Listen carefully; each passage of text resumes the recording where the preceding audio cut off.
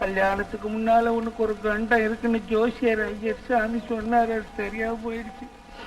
இனி தாமதிக்கிறதுல பிரயோஜனம் இல்லை. உனக்கு என்னது மாமனுக்கு என்ன கட்டி வைக்க போறியா? நான் நல்லா இருக்குது உனக்கு பிடிக்கலையா? என்னம்மா இப்படி சொல்ற? வாக்கா நம்ம காப்பாத்த வேணாமா? அதெல்லாம் எனக்கு தெரியாது. கண்டிப்பா சொல்றேன், நான் மாமனை கட்டிக்க மாட்டேன். ஏமா உன் மனசுல வேற யாரையாவது நினைச்சிருக்கியா? அதையாவது சொல்லு. அப்பா கடைசியா சொல்றேன், இனிமே அந்த பேட்டை எடுக்காதீங்க. நம்ம பொண்ணு விஷயம் பெரிய மூங்கி போதற மாதிரி சிக்கலால இருக்கு. என்னன்னே தெரியல. அந்த பைய வேற விஷக்கடிக்கு மந்திரம் போடுற மாதிரி கட்டி வைன்னா நான் என்ன செய்யறதுன்னே தெரியலையே. ஐயனாரப்பா, என் பொண்ணு மனசுல இருக்கிற பையன் ஆரப்பா, பொண்ணும் புரியலையே எனக்கு.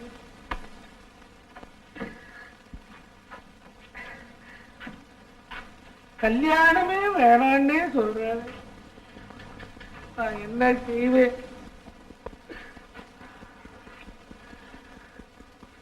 மதுரை வீரா, நீதான் இதை குதிரை வைக்கணும். எங்க வழி? தற்சமயம் காயாதான் இருக்கு. ஊதிதான் பழுக்க வைக்கணும். என்ன மச்சான் இது கதையா இருக்கு? கதையில கூட இப்படி இருக்காதுடா. பொண்ணுங்க கிட்ட கல்யாணம்னா பந்து மாதிரி குதிச்சுக்கிட்டு முந்தாணி வந்துருச்சுன்னு குதிக்கும். இது என்னடான்னா உன் பேர சொன்ன மலை மாதிரி அப்படியே நின்று போச்சு. ஓ மச்சான், உனக்கு பக்குவமா பேச தெரியல. படிப்படியா போயிருக்கணும். இரு, நானே கௌரிட்ட கேட்கிறேன். அது கோபமா அடுப்பாங்கரைக்கு போயிருக்கு. நீ போனா கொள்ளிக்கட்டி எடுத்து மூஞ்சில சுட்டுருவோம். மச்சான் என்னடா? அப்ப எங்க அக்காவுக்கு கொடுத்த வாக்கு வாக்குதான் நிறைவேற்ற வேண்டாமா? நிறைவேற்ற வேணும். அதுக்கு ஒரு வழி. என்ன மச்சான்? உனக்கு தெரியாது, சும்மா நான் செய்வேன். மச்சான்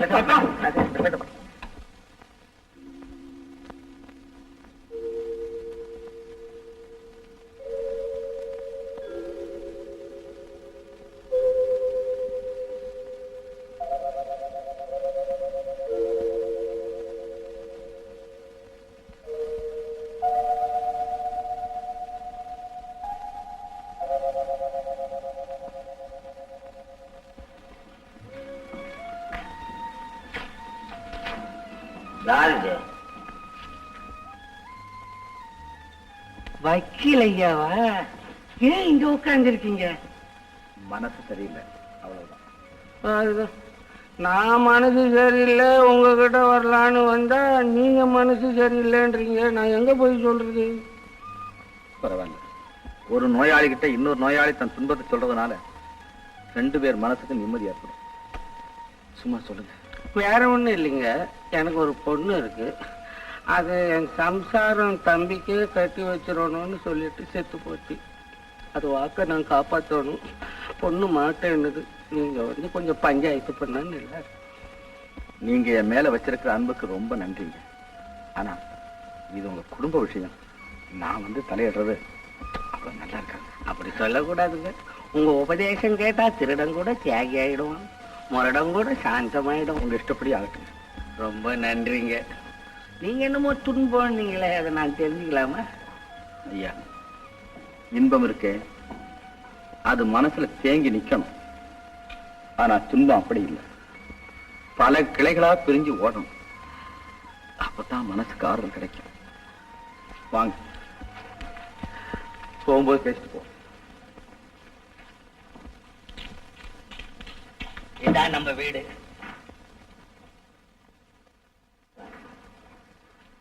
உட்காரு உட்காரு. வாடா வா. இவன் தான் என் சம்சாரத்துடைய தம்பி முத்தையன்னு பேரு. என் பொண்ணை கட்டிக்கிற முறை இவனுக்கு தான் இருக்கு, வேற யாருக்கும் இல்ல. நான் சொன்னேன் அவருதான் அவரு. Good morning sir. பட்டாளத்துல இருந்தவன். கொஞ்சம் இருங்க வர. Thank you sir.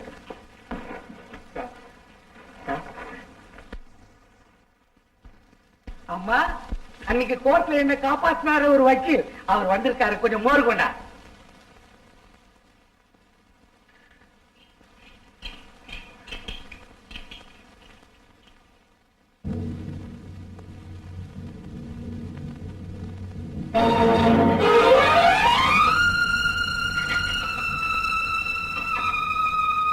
அவரே இங்க வந்தாரு. இங்க வர்றதுக்கு அவருக்கு எப்படி மனசு வந்தது? மறுபடி என் முகத்தை பார்க்க அவருக்கு எப்படி தைரியம் வந்தது? ஓ, புரிஞ்சுக்கிட்டேன். நான் சத்துட்டேனா இல்ல உயிரோடு இருக்கேனான்னு பார்த்து தெரிஞ்சுக்கத்தான் வந்திருக்கேன். அவரை பொறுத்தவரையில நான் எப்பவோ சத்துட்டேனே. என்னை பத்தி அவருக்கு என்ன அக்கறை? நான் எதுக்காக அவருக்கு மோர் கொண்டு போய் கொடுக்கணும்? வேண்டாம் வேண்டாம். மோர் எடுத்துக்கிட்டு சீக்கிரம் வாமா. உன் கல்யாண விஷயமா பேச வந்திருக்காரு. ஏன் நேரம் பண்ற? என்ன என் கல்யாண விஷயமா பேச வந்திருக்கிறாரா? அப்பா என்னை அழ வச்சு வேடிக்கை பார்க்கணுங்கிறதுக்காக அன்னைக்கு அப்படி நாடகம் ஆடினாரா? இருக்க இருக்க அப்படித்தான் இருக்கும். நான் தான் அவரை தப்பா நினைச்சிட்டேன். அவர் என்ன கைவிட மாட்டார், கைவிட மாட்டார்.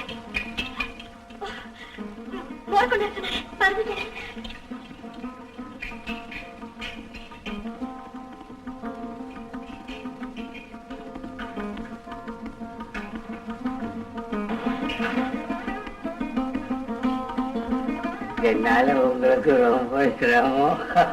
அப்படியெல்லாம் ஒண்ணும் இல்லைங்க. குடும்பம் சாப்பிடுங்க. இதான் நம்ம பொண்ணு.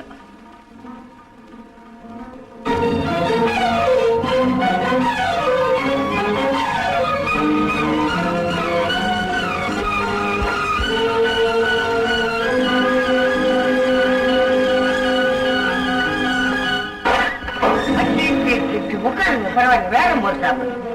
வேண்டாம், நான் சாப்பிடக்கூடாது போல் இருக்கு, அதனாலதான் தவறிடுச்சு. நீங்க நாங்க அப்படி சொல்றீங்க. தவறுனா என்ன மறுபடியும் கிடைக்காமையா போயிடும். அதான் இன்னொன்னு இருக்க, சும்மா சாப்பிடுங்க. சரி, அவரு இஷ்டம். பொண்ணுக்கு கல்யாணம் உபதேசம் பண்ணுங்க.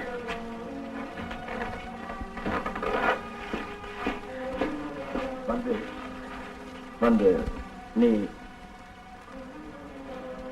நீங்க உங்க மாமாவை கல்யாணம் செய்து கொள்ள மாட்டேன்னு சொல்றீங்களா?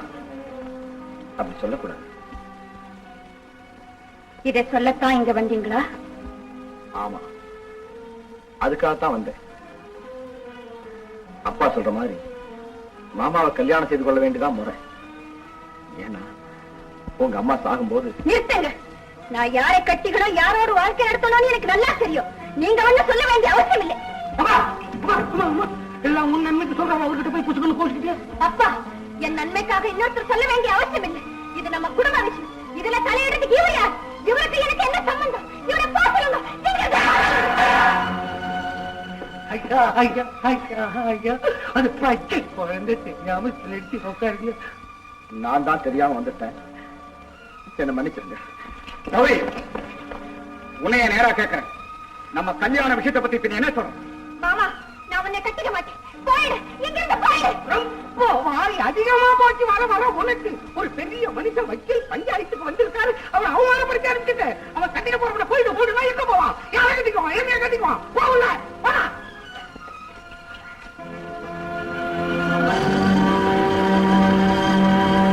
என்ன மச்சான் கௌரி எப்படி பேச்சுது?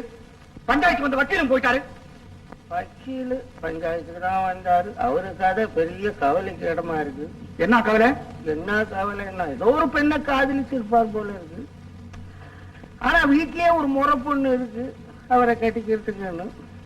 அதை கட்டிக்க மாட்டேன்னு சொல்லியிருப்பார் போல இருக்கு. அது மாடியில இருந்து விழுந்து சாவ கிடந்துடும். இதுக்காக போய் காதலிச்ச பொண்ணை நான் கட்டிக்க மாட்டேன்னு சொல்லிட்டு திரும்பி வந்து பார்க்கும்போது அந்த முறை பொண்ணு பணமாக இருக்கும். அப்படியா? முறை பொண்ணையும் பறி கொடுத்துட்டு காதலிச்ச பொண்ணையும் கை விட்டுட்டு அதை மோதிர அனுபவம். இல்லைன்னா கோர்ட்ல சும்மா டேபிள் அடிச்சு என்ன பேச்சு பேசுறாரு. நம்ம பொண்ணு கிட்ட பேசாம அவர் பாட்டிக்கு கொடுத்தாரு.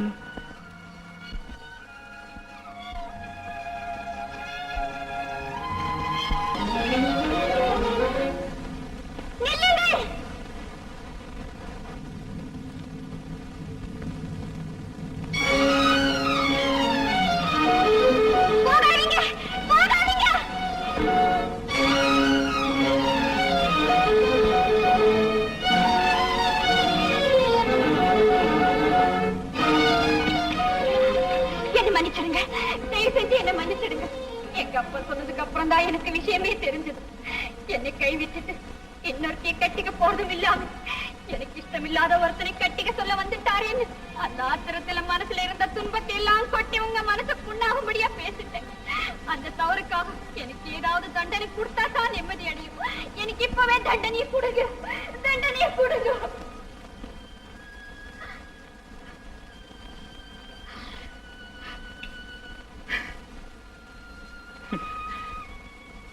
யார் யாருக்கு தண்டனை கொடுக்க? உன்னை மறக்கக்கூடிய அளவுக்கு என் மனசை இரும்பா மாத்திக்கிட்ட கொடியவனாச்சேனா? என்ன நீ அல்லவா மன்னிக்கணும்? அப்படி சொல்லாதீங்க, நீங்க தான் என்ன மன்னிக்கணும். எப்படியோ இந்த ஏழைக்கு மறுபடியும் உங்கள் இதயத்தில் இடம் கிடைச்சு அதுவே எனக்கு போதும். இல்ல, என் வரையில நான் என் வாழ்வே இழந்து விட்டவன். நீயாவது உங்க அப்பா சொல்றபடி கேட்டு ஒரு நல்ல குடும்ப வாழ்க்கை அமைச்சு போ. என்ன சொல்றீங்க? நீங்க இல்லாத வாழ்க்கை எனக்கு ஒரு வாழ்க்கையா? நீங்க என்ன மறந்துடன் சொன்னதுக்கு அப்புறம் கூட உங்களை மறக்க முடியாம நான் தவித்த தவிப்பெல்லாம் உங்களுக்கு எப்படி தெரியும்? மறுபடி நீங்க எனக்கு கிடைக்கணுங்கிற விதி இருந்ததுனாலதான் தற்கொலை செஞ்சுக்க போன என்ன சாவு கூட ஏத்துக்கல. இப்ப நீங்க என்ன ஏத்துக்கல. இத பாருங்க, உண்மையில சொல்ல இந்த இடத்துல என் உயிரை பாத்தீங்க.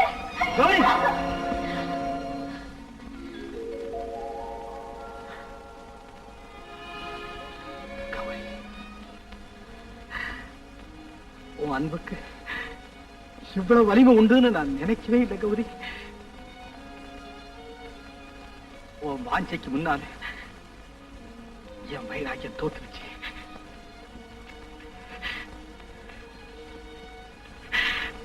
கௌரி, நீதான் என் மனைவி. நீ ஒருத்திதான் எனக்கு மனைவியாக முடியும்.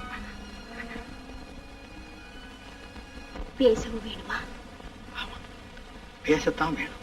பேசு கௌரி, பேசு. நான் என்னத்தை பேசுறது? பேசுறதே தொழிலா வச்சிருக்கேன். வக்கீலா நீங்க ஏதாவது பேசுங்க. அந்த சக்கரை பேச்சை கேட்டு நான் அப்படியே சொல்கிறேன். கொக்கி போட்டு இருக்கிறீங்க.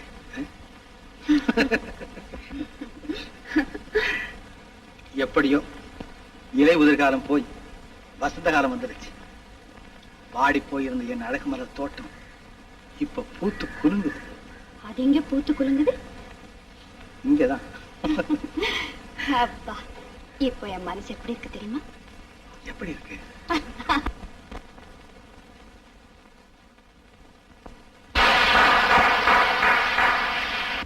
பத்தியிலையா ரொம்ப பிரமாதம். ரொம்ப நல்லா இருக்கு உன் யோகியதை. அங்க பஞ்சாயத்து, இங்க காதல் இல்ல.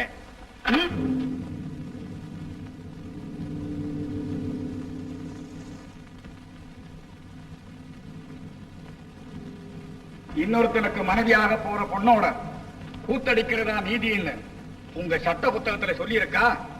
விருப்பம் இல்லாத ஒரு பெண்ணை வற்புறுத்தி கல்யாணம் செய்ய சொல்றது குற்றம்னு சட்ட புத்தகத்துல சொல்லி இருக்கு. தெரியுமில்ல? ரோஷம் உள்ளவன் இப்படி செய்வான். தெரியுமில்ல?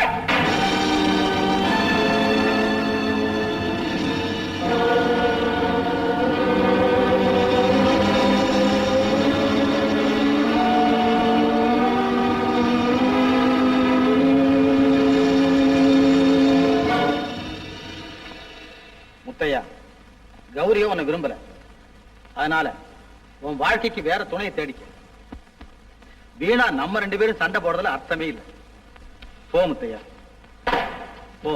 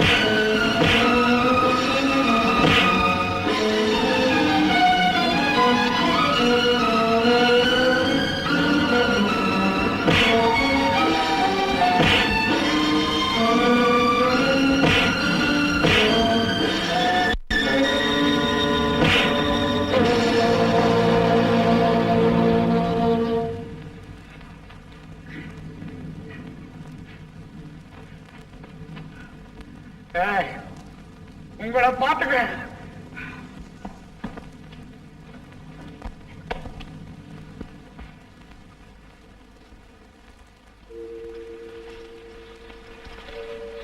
என்னங்க, இப்போ நம்ம கல்யாணம் நடந்தாகணும். இல்லைன்னா மாமா எனக்கு தொல்லை கொடுத்துக்கிட்டே இருப்பா. இப்போ போய் அப்பா கிட்ட விஷயத்தை சொல்லிடுவோம். அது முறையில வீட்டுல பெரிய இருக்கும்போது நான் வந்து கேட்டா அப்படி இருக்கும். நல்லா இல்லையே, 2 நாள் பொறுத்துக்க. எங்க அப்பாவை நேர்ல வந்து உங்க அப்பா கிட்ட பொண்ணு கேட்க முடியாது ஏற்பாடு செய்றேன். உண்மையா? இன்னும் சந்தேகம். சரி, இப்போ நான் சொல்றேன். வரேன்.